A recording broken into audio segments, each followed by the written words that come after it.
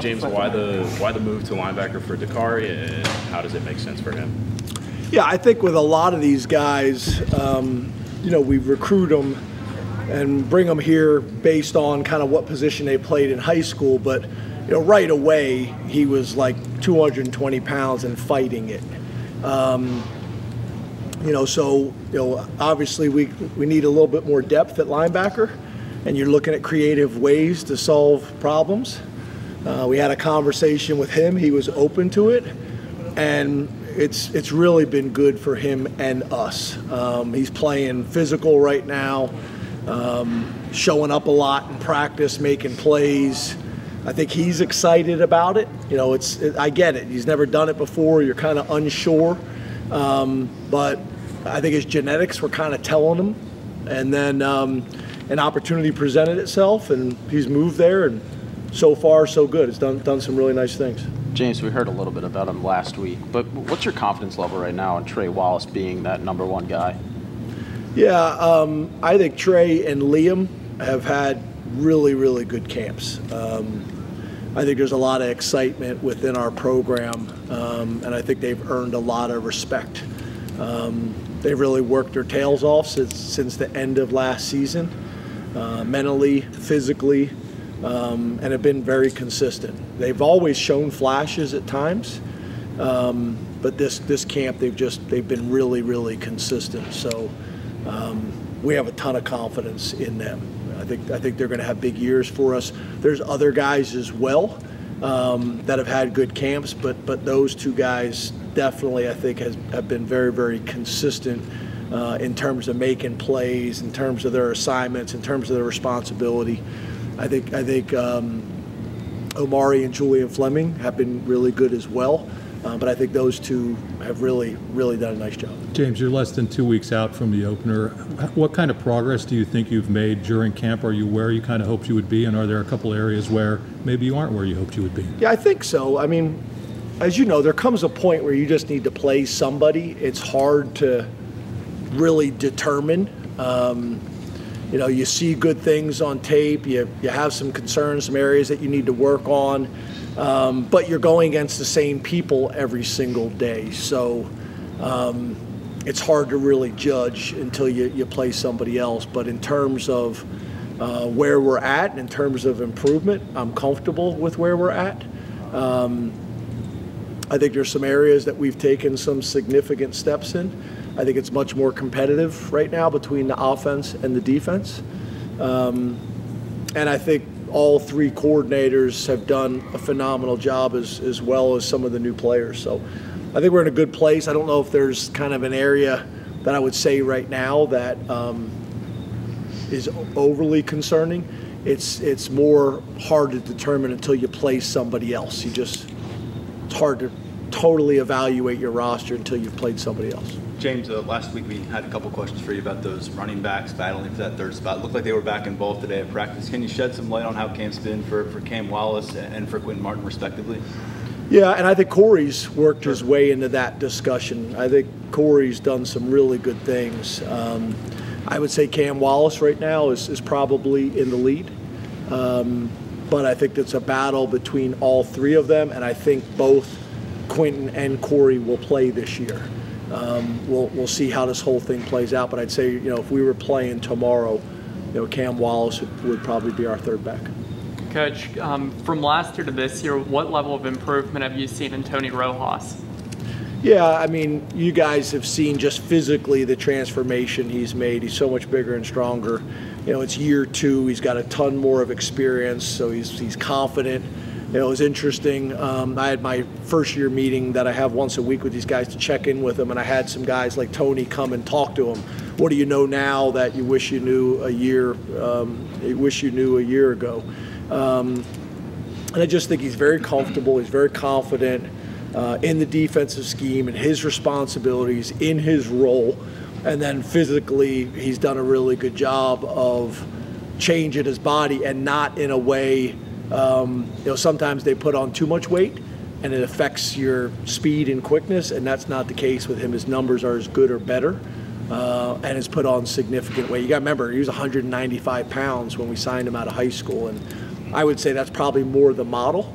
A lot of times these high school linebackers, or really any position, they think they have to be bigger than what they really need to be.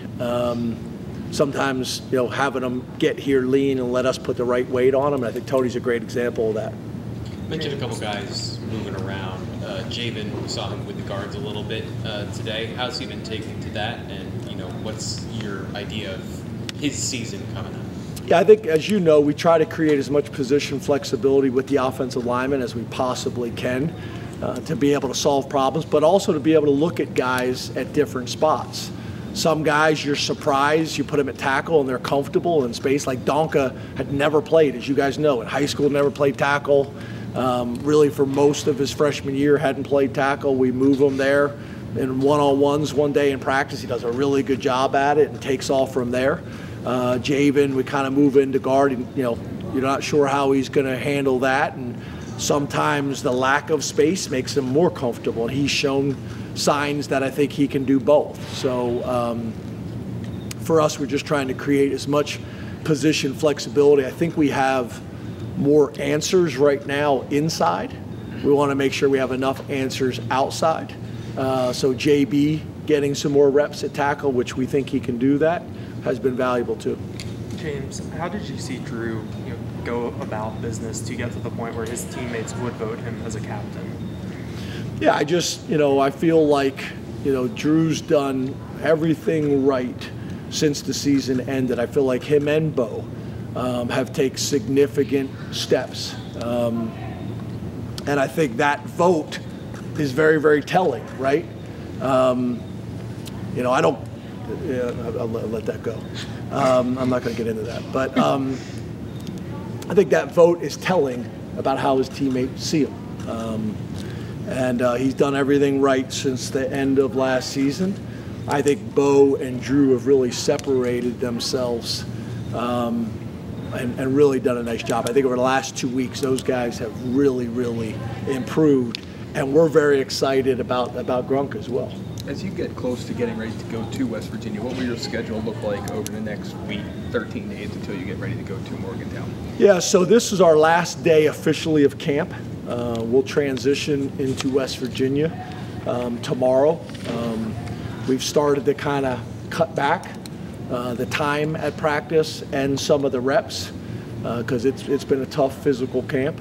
To make sure that when we come, to West Virginia week, that our guys feel really good. Sometimes that becomes challenging because you got some bumps and bruises, so it reduces the numbers.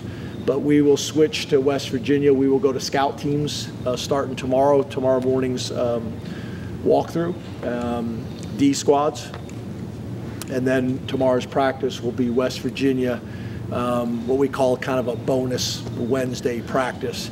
And then Thursday, we'll have our Fast Thursday rehearsal, our No Sweat Thursday. And then Friday will be our Fast Friday rehearsal. And then Saturday, we'll have a developmental squad scrimmage in the stadium with West Virginia looks, with the coaches in the booth, the whole thing. So very similar to what we've done in the past. And then we'll get into, I think Saturday we practice early in the morning because I wanted the guys to have the whole day off to watch college football and go from there. And then we'll get into our normal game week. James, back at the press conference and media day, you mentioned Tamir Robinson as being someone who jumped out from day one. We're 3 weeks into it now. What was the body of work like for him this August? Really good. He got sick for a couple days and missed a couple days of practice. Lost a few pounds.